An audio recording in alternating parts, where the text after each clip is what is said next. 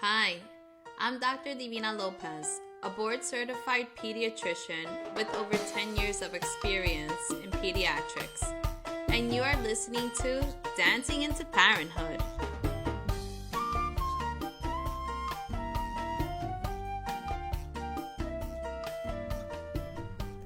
Hello, this is Dr. Divina Lopez. I am a board-certified pediatrician, and I've developed these podcasts to help you on your motherhood journey. So, when I started to think about what kind of content did I really want to put out there, I was thinking as a medical professional at first, I was thinking, I want to give you all this education and all this support and everything. And I was thinking from a doctor's point of view. And then I took a step back after connecting with moms who are not in the medical field. And then I realized, oh my goodness, you have no idea what even is going to happen after you deliver when you're in the hospital. And I felt like so many women were asking that question, and they were scared, and they just wanted to know what is really going to happen to me, to the baby, what should I expect, right? So I even went on YouTube and I tried to look for some good information, and I didn't really find it. So here is my advice to you so that you understand what to expect after giving birth in a hospital. Okay, this is different than a home birth. This is different than a birthing center or water birth. This is, what to expect when you deliver at a hospital. All right. So immediately after giving birth, the baby is usually evaluated and on a warmer. Sometimes it's a pediatrician who is there. If it's a C-section, it's a pediatrician. If it's a vaginal delivery, it may be the nurses. So the baby is evaluated, and what we use is something called an APGAR score. And it's just a quick assessment. We do it at 1 minute, we do it at 5 minutes. Depending on whether the baby is vigorous or not, we may have to do it repeatedly. So the baby is assessed for their color, for their motor tone, for their respirations, for their cry. And this gives us an idea of how the baby is doing. So we evaluate the baby on the warmer. If everything is fine with the baby, most hospitals will then allow the baby to be brought over to mom. That way they can have some skin-to-skin time, which for me is one of the best experiences ever. I was lucky because I had a C-section, and so I couldn't do it at the time that I was in the OR. So that's the norm. If you have a C-section, the baby's evaluated, you get to see the baby, but then they bring the baby over to the nursery. If you have a vaginal delivery, the baby is usually assessed in the room and then brought over to you if everything is fine. So, vaginal delivery is really nice where you can have that skin to skin immediately. C-section, you may have to wait until you're in the recovery room. So, baby usually has that skin to skin time with mom, and may even be put either on your chest or on your belly. And babies have this natural little sign that tells them to crawl up and to go suckle on the breast. So it's just amazing to watch your baby do this. And it's a really nice experience. It's, your first experience of, lactation, and it's really beautiful. I don't think babies get too much of anything, but they probably want to snuggle with mom and be nice and warm on top of you. And, because you're all they really know, right? You were their world until this moment when they came out. So they feel comforted. And it feels magical, to be honest with you. It's really nice. It's that bonding time.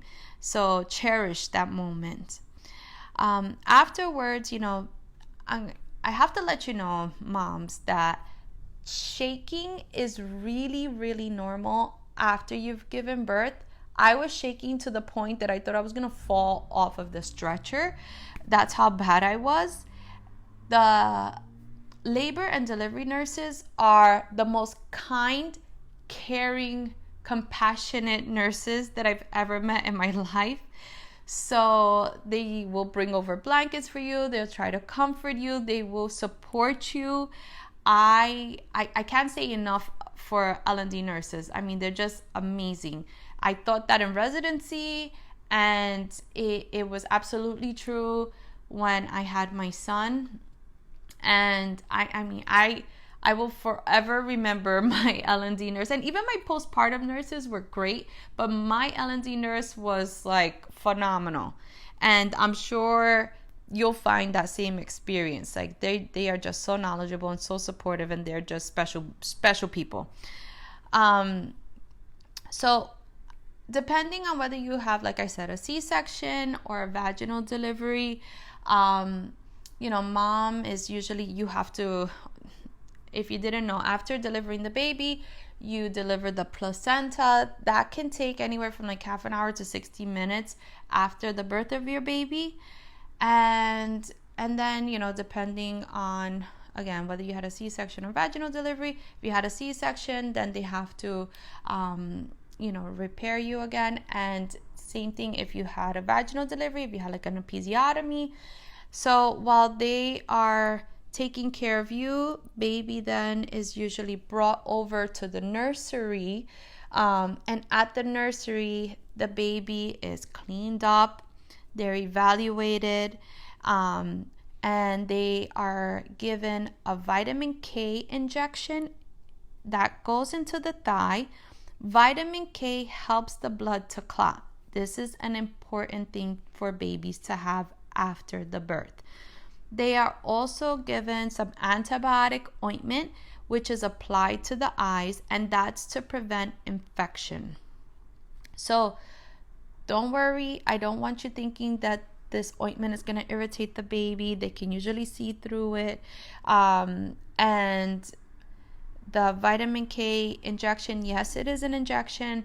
It's not a vaccine. It's different. It's one of the vitamins that helps for your blood to clot. So the baby is also footprinted. You will have a fingerprint done so that they can identify which baby goes with mom. They put an identification band on the baby's wrist, and then they put another band onto the leg by the ankle, and that also has a little alarm. That little alarm is like, let's say someone tried to take the baby out of the ward of the postpartum or in the nursery, whatever. If they try to take them out of that area of the hospital, it's gonna alarm. Okay, so then usually after mom is taken care of, if you have a C-section, you go to recovery for a little while. If you had a vaginal delivery, you usually stay in your room until it's time for you to go into the postpartum room. So it is a different piece of the hospital where you are after you've given birth. So when you get to your postpartum room, the baby can stay with you in the room if you wish. The baby can also stay in the nursery.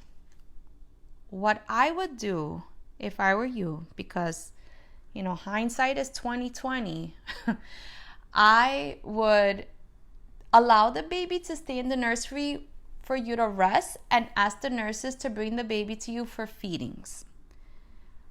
I didn't do that.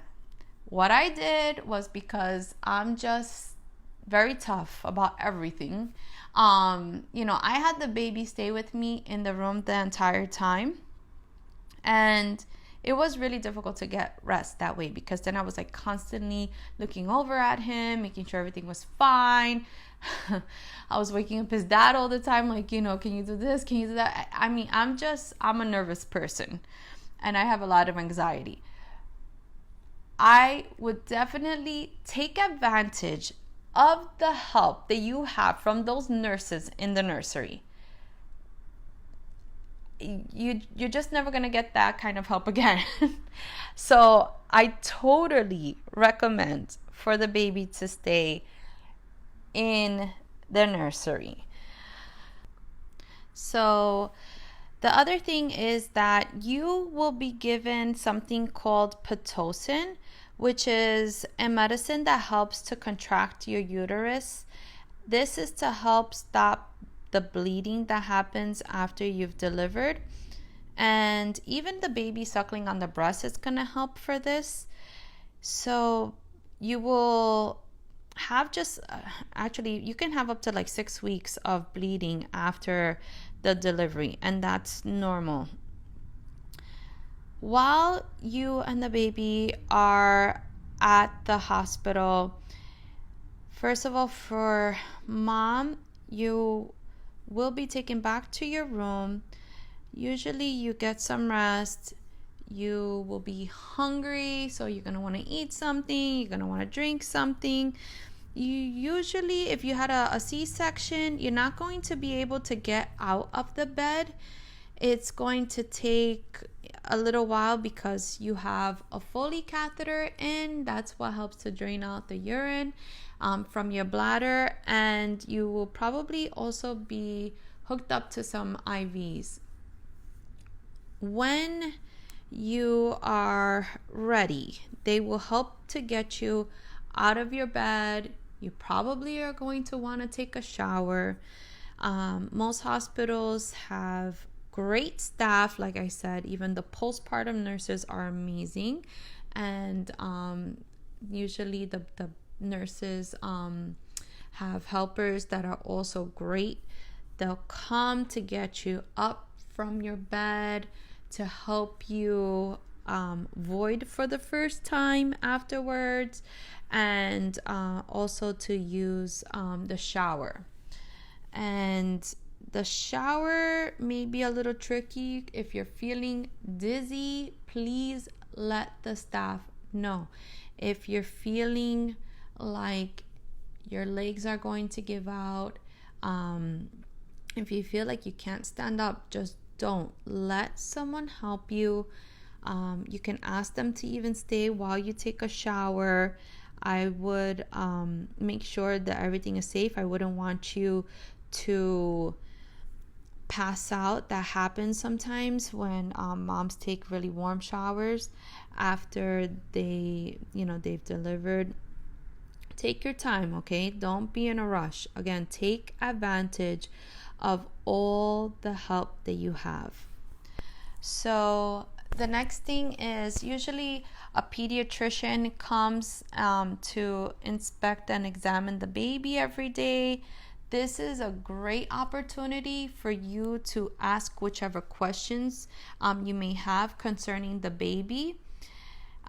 There's usually a hearing test done at the hospital for the baby, and there's another test called a newborn screening where they need to prick the heel of the foot to get some drops of blood, and that's a state test for there's a lot of like metabolic disorders and genetic disorders that, I mean, it depending on which state you're in, because each state has like a few things that they have to test for, but then some states will include extra things. So it depends on where you live.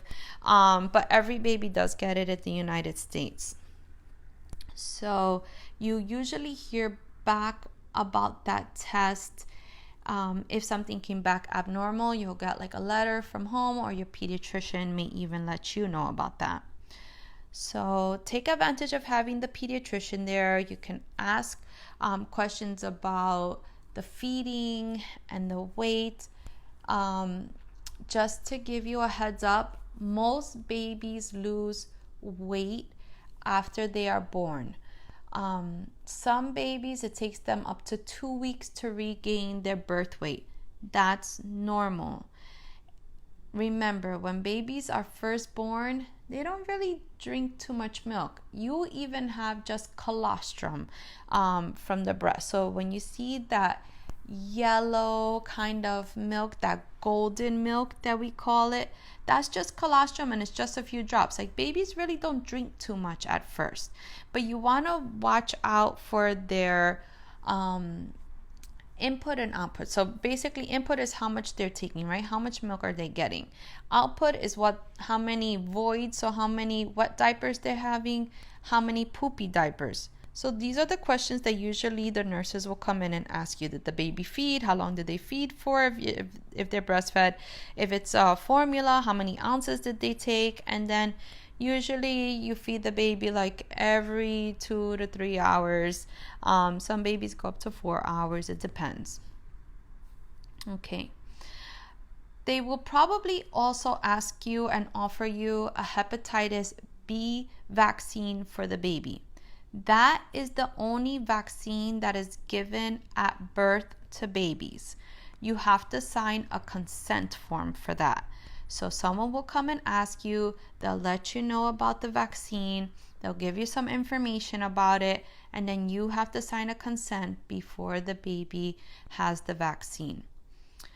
The other thing is, if you have a boy, a male baby, you should maybe already have made the decision about whether you wanted the baby circumcised or not. Most circumcisions happen in the nursery by the OBGYN. It's up to you and your partner, whatever you decide for the baby. But if the baby is going to have a circumcision, again, a consent needs to be signed, giving permission for the doctor to do a circumcision on your baby. Mom, while you are at the hospital, your OBGYN doctor should be making a visit to you every single day. They're going to check to see if your bleeding is very heavy, if how is your blood pressure, your vitals, how are you feeling.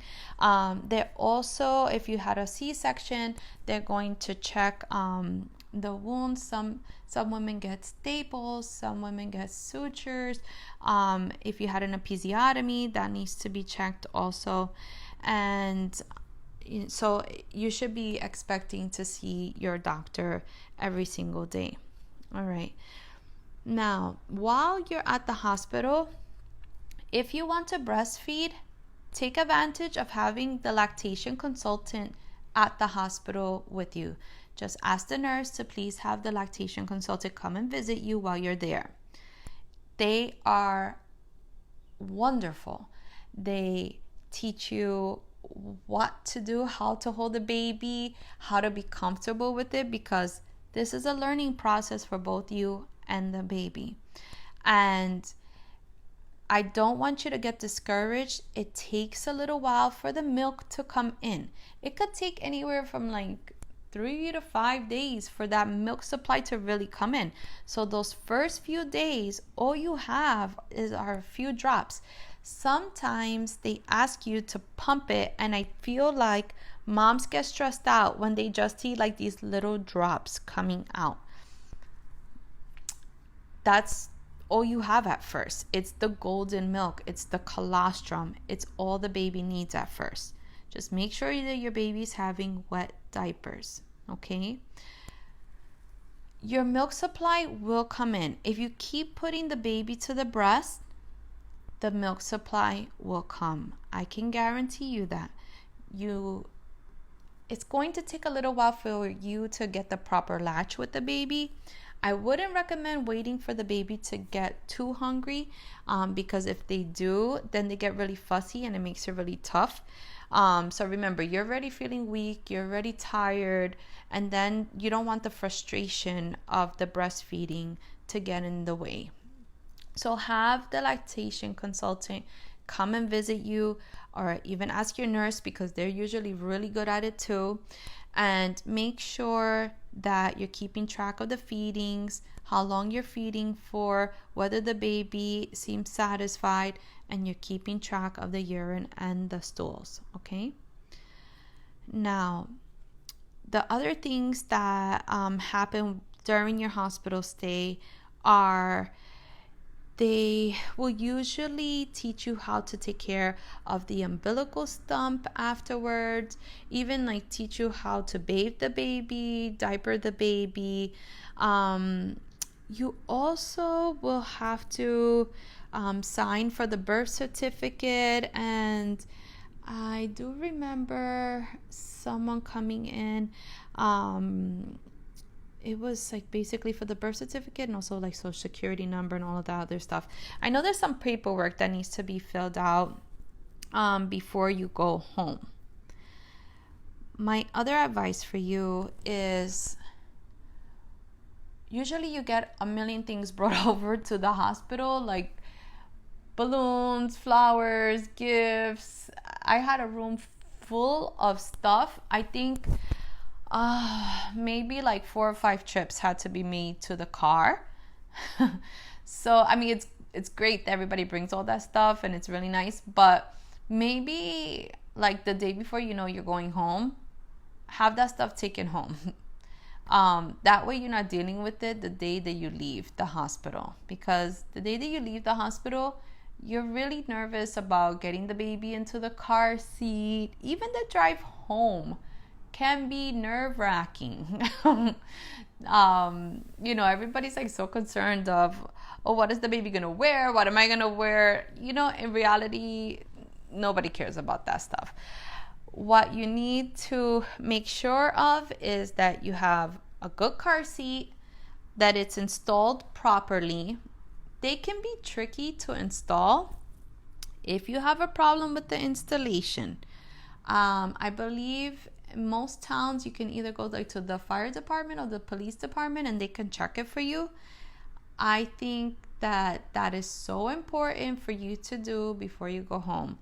The car seat should be rear facing. Have the baby rear facing until they're 2 years old if you live in the New York and New Jersey area. Okay, so make sure that you have it nice and snug. If it's winter time when you're delivering, you should not have anything bulky on the baby, like one of those bunny suits, and that's just not recommended.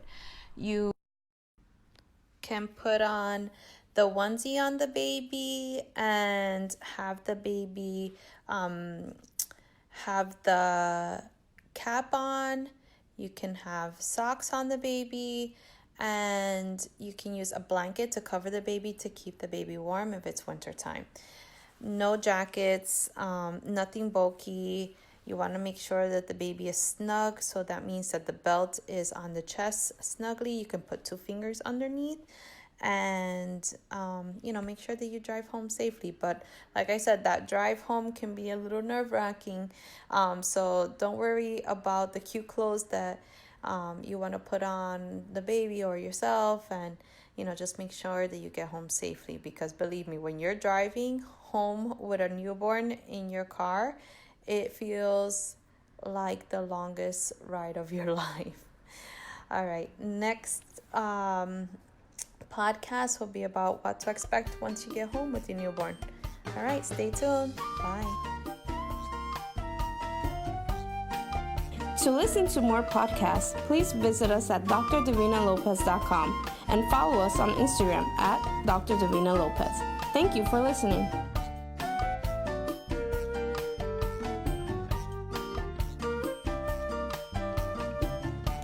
Please keep in mind that all advice given in this podcast is general information. To understand your specific situation, you must consult with your pediatrician.